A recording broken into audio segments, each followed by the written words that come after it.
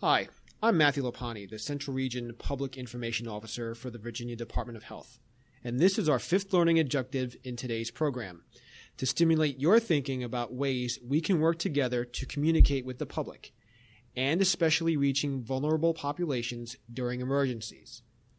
Now, for effective communications, it's important to consider: how do you prefer to receive info? How do you prefer to convey info? What is most effective for you and for your audiences? Think, and think ahead if possible, about your key messages, key audiences, and key methods of distribution. This may be unique to each situation. We will discuss VDH's communications resources and what we can bring to the table and to this communications partnership. These are some of VDH's key program offices. As you can see, the list consists of the Office of the Chief Medical Examiner, Environmental Health, Emergency Medical Services, Immunizations, Family Health, Minority Health, Food and Water, Epidemiology, Radiological Health, and Risk Communication and Education. We have subject matter experts in each of these areas located in Richmond and around the state. VDH is organized into 5 geographical regions and a total of 35 local health districts. Each district contains one or several local health departments. Today, we are in the Central Region and the Richmond City Health District. Each region has an epidemiologist, also known as an EPI, health emergency coordinator for planning, and a public information officer.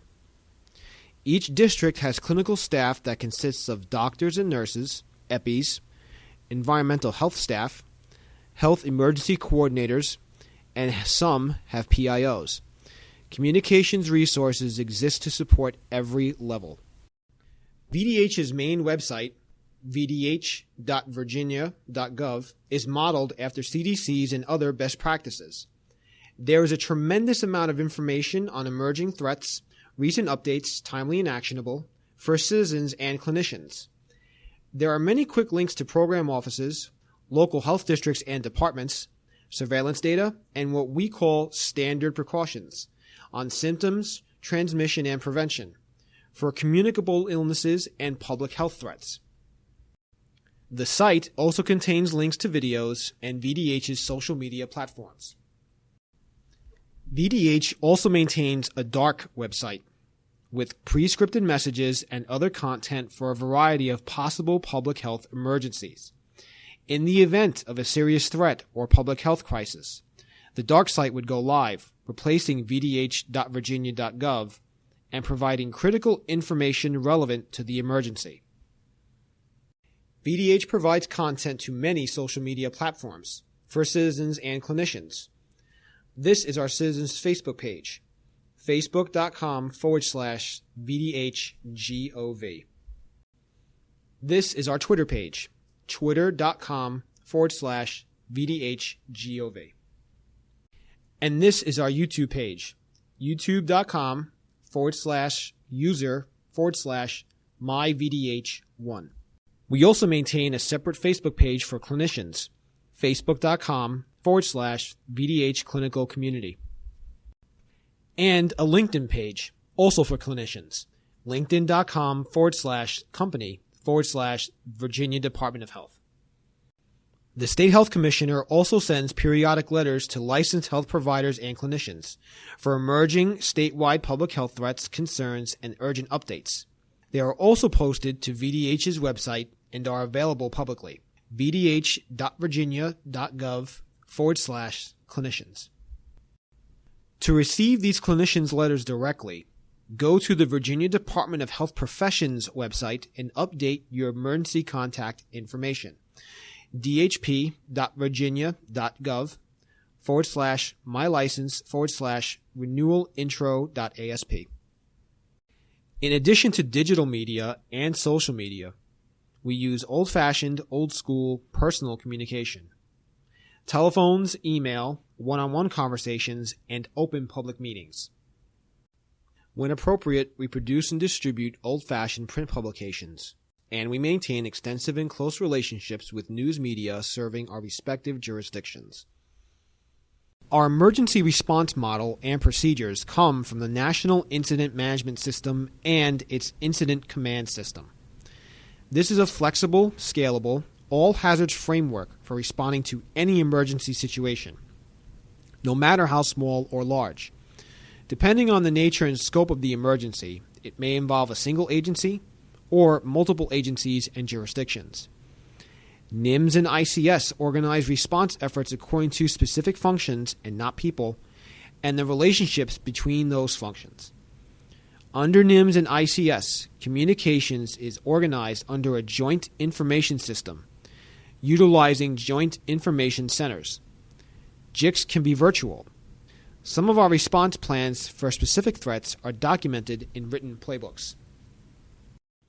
VDH maintains extensive working relationships with these and other local, state, and federal agencies to maintain a constant state of readiness for emergencies and for planning response, mitigation, and prevention. We also work closely with hospitals and long-term residential care facilities, non-governmental organizations like Red Cross and Salvation Army, the military, and tribal organizations for emergency planning, response, mitigation, and prevention. Our 8-member communications team represents a combination of experience that is deep and wide. Collectively, we represent more than 40 person-years of experience at VDH and more than 100 person-years of experience working in communications. Collectively, our careers include experience in news media, other government agencies, law enforcement and emergency medical services, private sector health, marketing, advertising and public relations, and education. Our team has extensive real-world experience in each of these types of scenarios. We consistently host and participate in training and exercises for such scenarios. Weather events such as tornadoes, hurricanes, floods, winter storms, hot spells, and power outages. Mass casualty shootings. Communicable diseases such as H1N1, Ebola, meningitis, MRSA, Legionella. Food, air, and waterborne illnesses. Boil water notices, recreational water advisories, and more. Undoubtedly, you've heard of many pearls of wisdom about teamwork. They may be trite, but they're tried and true. Such as, no one of us is as smart as all of us. A chain is only as strong as its weakest link. There is no I in team. It's not what you do that matters, it's what you get done. With proper support and balance, everybody, even the little guys, rise to their peak performance. We intend to get there with you. In 2006 in Seattle, pharmacists saved lives. Isn't that what we're all here to do?